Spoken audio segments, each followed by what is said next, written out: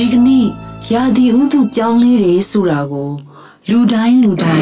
တိပြုနေကြမှာပါအချိန်ခါမဟုတ်မိုးရွာသွန်းမှုရေလွှမ်းမိုးမှုလေမုန်တိုင်းတိုက်ခတ်မှုအပြင်မကြာခဏငလင်လုံးမှုတွေဟာရာသီဥတုပြောင်းလဲမှုရဲ့နောက်ဆက်တွဲတွေပါပဲရာသီဥတုပြောင်းလဲခြင်းအကြောင်းရင်းကတော့ခေတ်မီတိုးတက်လာတဲ့စက်မှုလုပ်ငန်းကြီးတွေကသဘာဝဝန်းကျင်နဲ့ဂေဟစနစ်တွေရဲ့နေရာကိုအစားထိုးဝင်ရောက်လာခြင်းကြောင့်ပဲဖြစ်ပါတယ်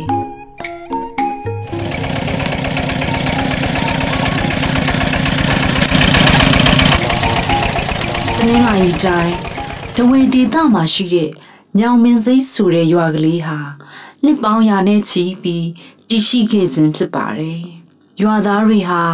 မိမိတို့ရဲ့လေယာဥယျာဉ်ခြံမြေလုပ်ငန်းမှရရှိတဲ့စံစပါးနဲ့သစ်သီးဝလံအပေါ်အဓိကထားမိတင်းပြီးနေထိုင်စားတောက်ကြပါတယ်။ရွာကနေပြီး9မိနစ်လောက်လမ်းလျှောက်လိုက်မယ်ဆိုရင်ပြည့်စုံကြွယ်ဝတဲ့ဒီရောက်တဲ့တော့ရဲ့သက်ရှိပေါင်းများစွာရှင်သန်နေတဲ့ဂေဟစနစ်ကိုတွေ့မြင်ရမှာဖြစ်ပါတယ်။ခင်မီဖွံ့ဖြိုးတိုးတက်မှုရဲ့တံကိုမခံရသေးတာကြောင့်ဒီလိုလှပပြီးသက်ရှိပေါင်းများစွာကိုခိုလုံမှုတွေပေးထားတဲ့ညောင်မင်းစိတ်ရွာရဲ့ဒီရောက်တဲ့တော့ဟာ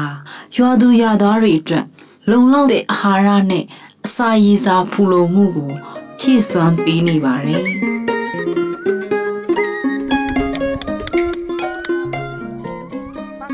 ရွာသားတွေကလည်းသူတို့အတွက်အစားအသောက်လုံလောက်ထုတ်လုပ်ပေးတဲ့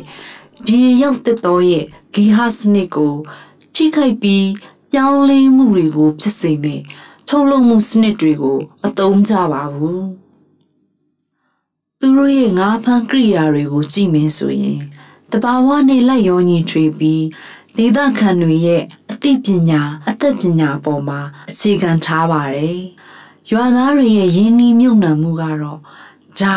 ရဲတင်တန်တရင်ငမားကျိတ်ပိုက်ကွန်အပြင်တဘာဝတရားကိုနားလေတဲ့ပညာဗဟုသုတတွေပဲဖြစ်ပါတယ်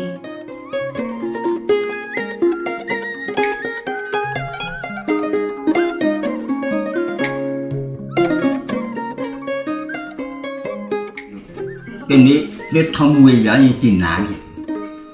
ဘုရားကိုစောင်းနေတယ်ကြံလိုက်ဒီကမှာကြည်တင်တယ်ဆိုတော့မှမရှိကြည်မိတင်တာမျိုးနဲ့တန်တာမှကျွေးရှိတယ်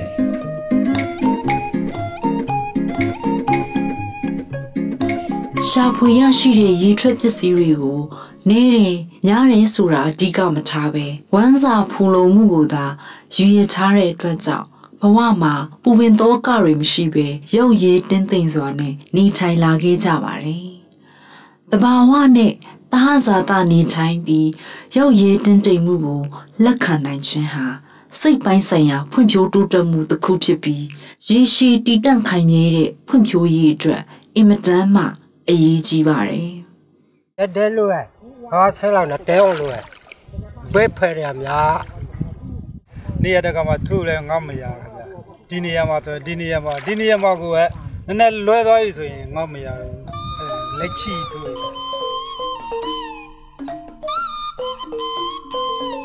ယခုခါမှာ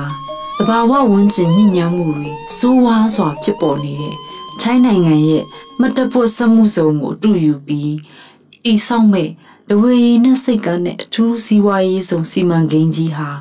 လက်တလောပြဿနာအနေနဲ့ပြည်သူလူထုရဲ့အိုးအိမ်နဲ့အသက်မွေးဝမ်းကြောင်းလုပ်ငန်းတွေကိုပြောင်းလဲပြစ်မှာဖြစ်ပြီးအနာဂတ်မှာတော့တဘာဝဝန်းကျင်ညဉ့်ညမ်းမှုတွေနဲ့နောက်ဆက်တွဲလူသားတွေရဲ့ကျန်းမာရေးကိုစိုးဝါးစွာထိခိုက်စေမှာဖြစ်ပါတယ်။ဒါရင်မကရေရှည်မှာစားနပ်ရိက္ခာလုံခြုံမှုအတွက်လည်းစိန်ခေါ်မှုကြီးတစ်ဖြစ်လာနိုင်ပါတယ်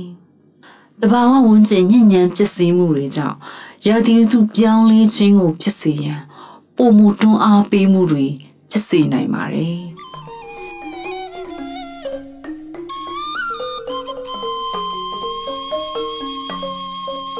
ရေတိုအကျိုးမြတ်ရရှိရေးအတွက်